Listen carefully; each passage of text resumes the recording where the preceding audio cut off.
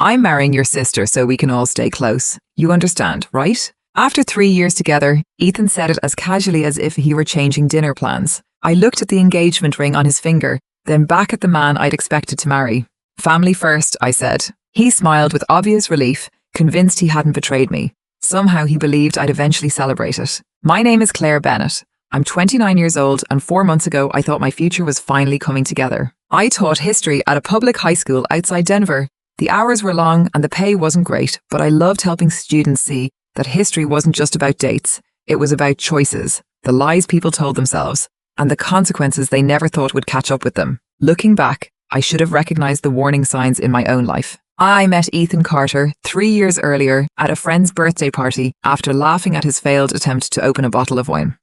We spent the rest of the evening talking, exchanged numbers before we left, and within months we were planning a future together. He was thoughtful, remembered the smallest details about me, and often brought dinner to my classroom when I stayed late grading papers. I honestly believed I'd found the man I would spend my life with. My older sister Vanessa was 34 and had always been the favorite. She worked as a senior executive at my father's company, holding the career he once insisted I could have if I hadn't wasted my potential becoming a teacher. Vanessa had always known how to command a room. She was polished, confident, and the kind of person my parents admired without question. Growing up, anything I cared about eventually became something she wanted. If I accomplished something, she found a way to outshine it, and my parents always treated it as harmless sibling rivalry. I learned early that keeping the peace usually meant letting her win. So when Ethan started bonding with her, I wasn't suspicious. They talked during Sunday dinners, helped each other with work, and gradually became close enough that it felt natural. Even when I couldn't make family dinners because of grading papers or parent conferences, Ethan still went without me. You don't mind, do you? He asked the first time. Of course not. They already treat you like family. He smiled, kissed my forehead and said, That's what I love about you. You never make things complicated. At the time, I took it as a compliment. Later, I realized he was counting on exactly that. The warning signs had been there all along. Ethan mentioned Vanessa more and more. Mom started calling him directly instead of me, and one evening I found him smiling at his phone. Who are you talking to? Vanessa, he said, turning the screen over. She sent me something from dinner. Hum never showed me the message. Instead, he kissed me and changed the subject. I let it go, just as I'd spent my whole life letting things go. 4 months ago, he asked me to sit down in our living room. He was wearing the watch I'd given him for our 2nd anniversary, but everything else about him felt different. We need to talk about us. The moment he said those words, I knew nothing good was coming. I've been thinking about the future. So have I. I looked away before quietly saying, What we have is beautiful, Claire, but it isn't what I want anymore. It means there's someone else. His silence confirmed it. Who is she? Hal rubbed his face and whispered, Vanessa. For a second, the name didn't even register. My sister. We've gotten close. I never cheated on you physically, he added too quickly. The wording made my stomach turn. While we were together. He admitted he'd already ended the relationship in his mind weeks earlier and simply hadn't known how to tell me. How long? A few months. Every family dinner I'd missed. Every private joke. Every time he'd insisted I was imagining the distance between us suddenly made sense. And now? Hein took a slow breath. I asked her to marry me last week. I laughed because reality had become too absurd to process. You're marrying Vanessa? I said yes. He reached for my hand as if he expected me to comfort him. I know this sounds terrible, but it doesn't have to ruin everything. I'm marrying your sister, which means we're still family. We'll see each other on holidays, birthdays, and family dinners. Nothing has to change. You expect me to sit across the table and watch you with her? Eventually, yes. He spoke so gently, it almost sounded reasonable. I never wanted to lose you completely. You're still one of the most important people in my life. I stared at him in disbelief. He had taken the future we'd planned together, handed it to my sister, and somehow expected me to feel grateful that I could still be part of it.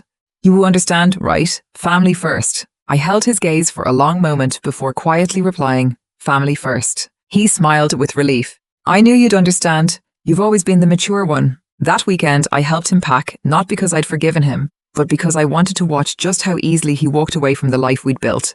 By Monday, he'd moved into Vanessa's condo. That evening, my mother called. I'm proud of how gracefully you're handling this. These situations can get so messy. Can they? At least Ethan is staying in the family. One day you'll realize this may be for the best. My father was no better. Vanessa and Ethan are a better match. You should be glad we didn't lose a good man over a breakup. Not once did either of them ask if I was sleeping, eating, or even okay. They only praised me for staying quiet. That night, I sat alone in an apartment that suddenly felt unfamiliar. Ethan's coffee mug was gone, his jacket hook sat empty, and the space where our photo had rested on the bookshelf looked painfully bare. As I stared at it, I realized something had finally changed. My family had spent years teaching me that love meant swallowing my pain to keep everyone else comfortable. I wasn't willing to do that anymore. A few days later, my mother invited me to Sunday dinner. Then she added, "Ethan and Vanessa will be there." She didn't ask if I was comfortable with it. She simply assumed I'd come. When I arrived, Ethan was already in the kitchen helping my father cook as if he'd always belonged there.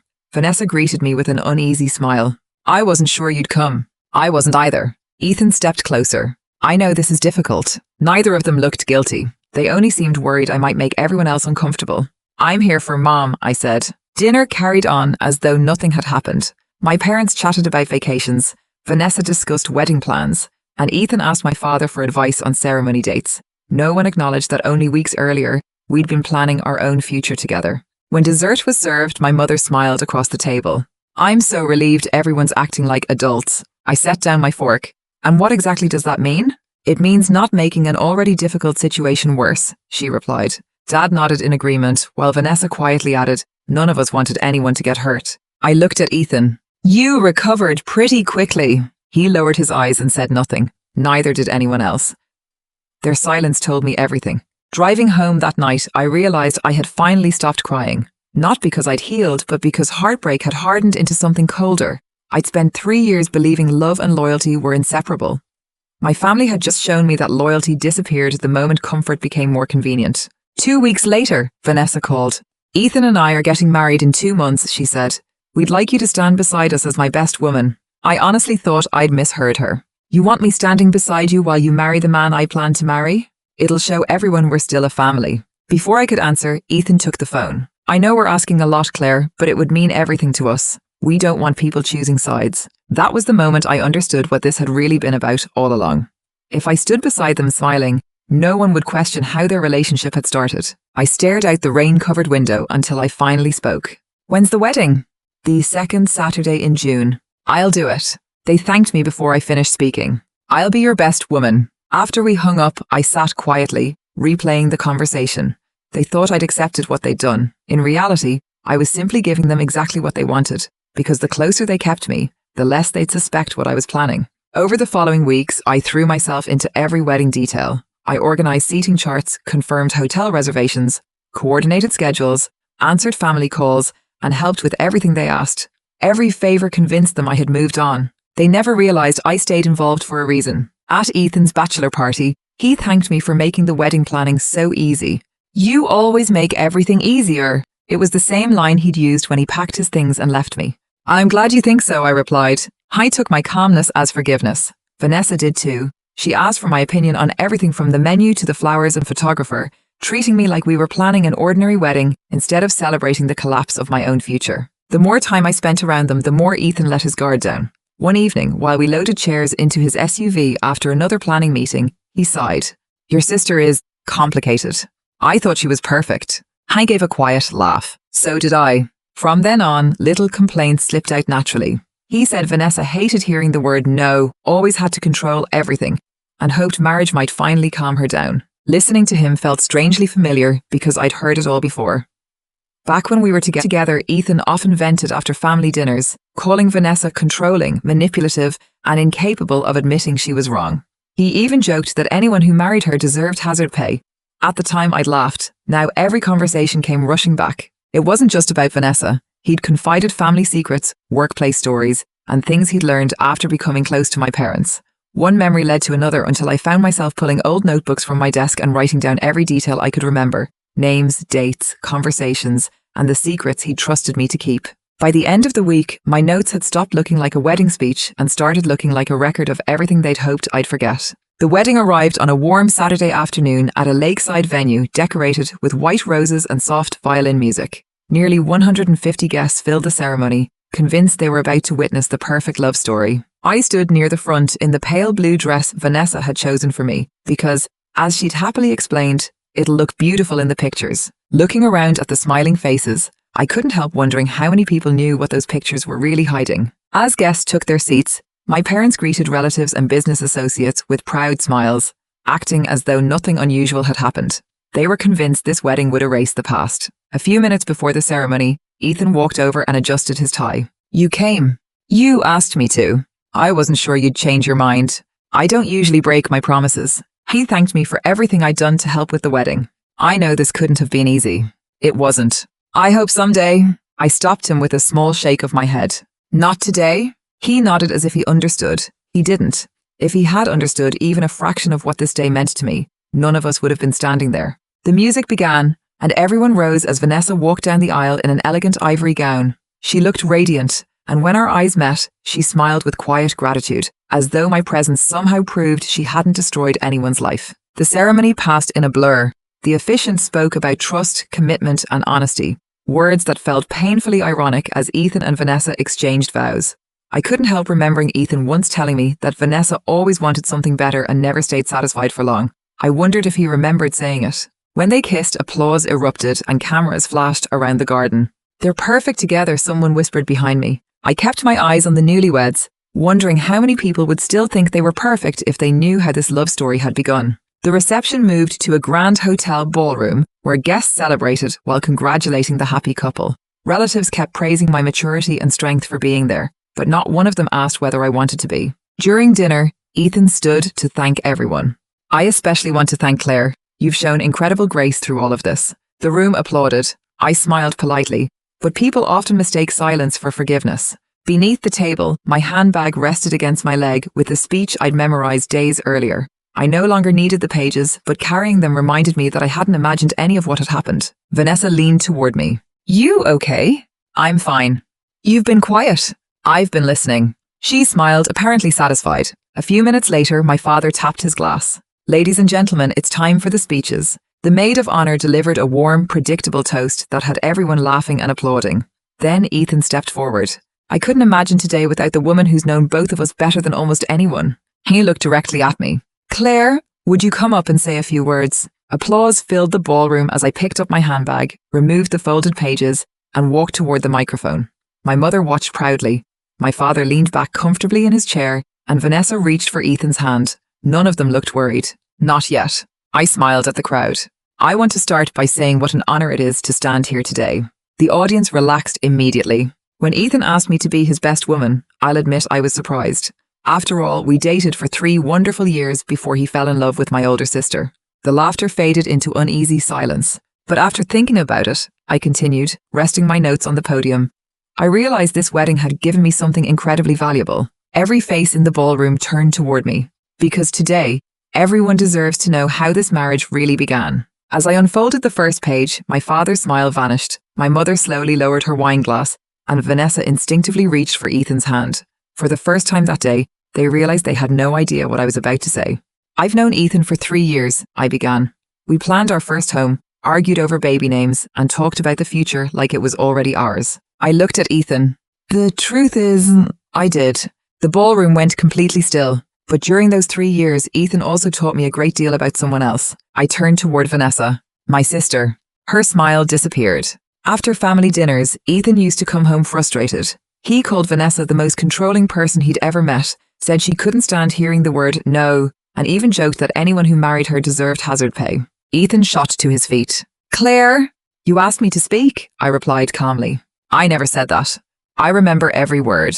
Guests began looking back and forth between the two of us while Vanessa stared at Ethan in disbelief. And that was only the beginning. I turned another page. Over the years, Ethan shared plenty of stories about my family. That's how I learned about my father's DUI that quietly disappeared after an expensive settlement. The ballroom froze. Dad stood immediately.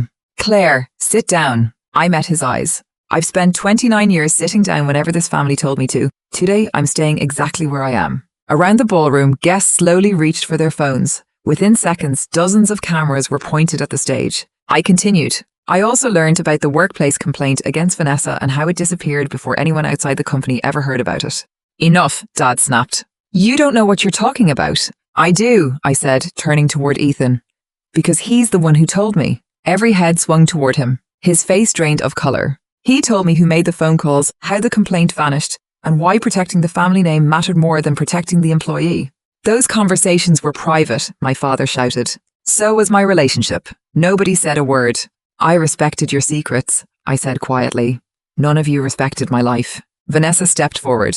Claire, please, we can talk about this later. I shook my head. Later is where this family buries every uncomfortable truth. I think everyone here deserves to hear it. Someone near the back called out, "Let her finish." Another voice agreed. People stopped looking at me and started looking at Ethan instead. For the first time that afternoon, he had everyone's attention instead of me. I looked back at Ethan. You once told me Vanessa never accepted responsibility for anything and always blamed someone else. Ethan, Vanessa whispered. I was just frustrated, he muttered. You also told me she'd never stay with one person if someone better came along. The room was so quiet that even Ethan's breathing seemed loud. Finally, I lowered the last page. Everything I've said today came from one person. I paused. The groom. Gasps spread across the ballroom as people turned toward Ethan. None of those words were mine. Ethan had said every one of them long before this wedding. I turned to Vanessa. You asked me to believe nothing had happened before my relationship with Ethan ended. She couldn't answer. Then I faced Ethan. You wanted me to celebrate your happiness. Silence. The saddest part isn't that you chose each other, I said. It's that you expected me to protect the story you created. You wanted me standing beside you so everyone would believe there were no victims. I slipped the last page back into my folder. Reality doesn't disappear just because people rewrite it. A few guests began applauding before stopping almost immediately, unsure whether they should. I ignored them. Looking at Ethan one last time, I said, I hope you both get exactly the future you've chosen. Then I turned to my parents. And I hope one day you learn the difference between protecting your reputation and protecting your family. No one replied. I placed the microphone on the podium and walked away. Behind me, the ballroom finally erupted into shouting, arguments, and frantic questions, but I never looked back. Before I even reached my car, my phone started vibrating. It kept ringing all the way home and didn't stop until after midnight. By then, I had more than 30 missed calls from family, relatives, and unfamiliar numbers. I ignored every one of them. For the first time, I didn't feel the need to defend myself. I didn't owe anyone another explanation. The next morning, someone pounded on my apartment door. I already knew it was Vanessa. She looked exhausted, but the first words out of her mouth were, You need to fix this. Good morning to you too. She walked inside without waiting to be invited. Ethan barely slept. I slept just fine. Our wedding fell apart. I shook my head. No, the wedding happened. What fell apart was the version of the story you wanted everyone else to believe. Her expression hardened. You humiliated us. I met her gaze. Do you remember the day Ethan left me for you? And do you remember asking me to be your best woman? She stayed silent. You kept saying family should stay together. We thought enough time had passed, she whispered. No, you hoped enough silence had passed. For the first time in years, Vanessa had no control over the conversation. I never wanted this. You wanted everything, I said quietly. Ethan, our parents' approval, and a perfect love story with me smiling in the background so no one would question how it started. She burst into tears. Years earlier, that would have broken my heart. Now it only reminded me that consequences rarely feel fair to the people who create them. She left without another word. A few days later, my parents showed up outside my school during lunch. You embarrassed this family, Dad said before I could even speak. No, I replied. I told the truth about how this family treated me. Mom reached for my hand. Please apologize. For telling the truth. Those private conversations weren't yours to repeat, Dad snapped. My relationship wasn't yours to destroy. Mom pleaded with me. You've always been compassionate. I still am. Compassion doesn't mean pretending betrayal never happened. Dad warned that Vanessa's in-laws were considering legal action. I couldn't help laughing. They're going to sue me for telling the truth at a wedding. Neither of them answered. Instead, I asked the only question that mattered. When Ethan left me, did either of you ever call to see if I was okay? Silence. Dad looked away and Mom started crying. That was all the answer I needed. On Wednesday, Ethan finally texted from an unknown number. Can we please talk? There's nothing left to say. You ruined our lives. You ruined mine first. After a long pause, another message appeared. I never meant for this to happen. Neither did I. He never contacted me again. The next day, my department chair called me into her office. Someone filed an anonymous complaint questioning whether you're emotionally stable enough to teach. I think I know who sent it. So do I, she replied. I've already reviewed your evaluations. They're excellent, your students love you, and we'll document everything. You believe me? She smiled. I believe evidence. Those 3 words meant more to me than anything my family had said in months. The following day, a lawyer's letter arrived threatening me with defamation claims and legal action. I forwarded the letter to my college friend, Rebecca, who now worked as an attorney. She laughed after reading it. This is one of the weakest intimidation letters I've ever seen. So I'm not being sued? Not unless they can prove the truth is defamatory. What should I do? Frame it. I actually did. It was the first genuine laugh I'd had in weeks. That Saturday, my parents invited everyone to what my mother called a healing conversation. It felt more like a trial than a family meeting. Sitting in the living room were my parents, Vanessa, Ethan, his parents, and me. Dad spoke first. This has gone far enough. I agree, I replied. It should have ended the day Ethan left me. Ethan's mother frowned. You owe them an apology. For what? Did anyone ask Ethan to apologize for replacing me with my sister, or Vanessa for taking him? No one answered. Mom finally whispered, We're trying to move forward. No, you're trying to erase what happened. Dad leaned toward me. If you just admit you exaggerated, I won't. You'd rather lose your family. I met his eyes. I lost my family the day everyone congratulated my sister for taking my boyfriend. The room fell silent. We just wanted everyone to be happy, Vanessa said quietly. No, I replied. You wanted everyone comfortable. Those aren't the same thing. Dad ended the meeting, but it had been over long before he stood up. As I reached the front door, my phone rang from an unknown number. Normally, I would have ignored it, but something made me answer. Claire! Yes. My name's Melissa. I used to work with your sister. She hesitated. I think we need to talk. Back at my apartment, Melissa finally told me why she'd called. I was the employee who filed that HR complaint. I said nothing. It wasn't handled the way people were told. Your father had too much influence. The investigation disappeared, the complaint was buried, and eventually I resigned because no one believed me. Her voice trembled. When I heard what you said at the wedding, I just wanted you to know you weren't crazy. I closed my eyes, finally realizing the truth had reached someone who'd spent years believing she'd been forgotten. Melissa and I talked for nearly half an hour. She shared details Ethan had never known, along with emails, witnesses, and decisions that revealed just how far my family had gone to protect its reputation. I don't know if I want to reopen everything, she admitted. You don't have to, I said, but writing it down might help. If not for justice, then for yourself. When we hung up, I realized she wasn't calling to thank me. She was finally giving herself permission to speak. She wasn't the only one. Once one person spoke, others quietly started coming forward too. A week later, my cousin Olivia called. You didn't hear this from me, but Vanessa's company opened an internal review. It didn't take long to understand why. Old HR complaints were being re-examined. Investigators were brought in. Several managers lost their jobs, and 2 senior executives resigned. Vanessa kept her position, but the promotion everyone expected quietly disappeared, along with the reputation she'd spent years building.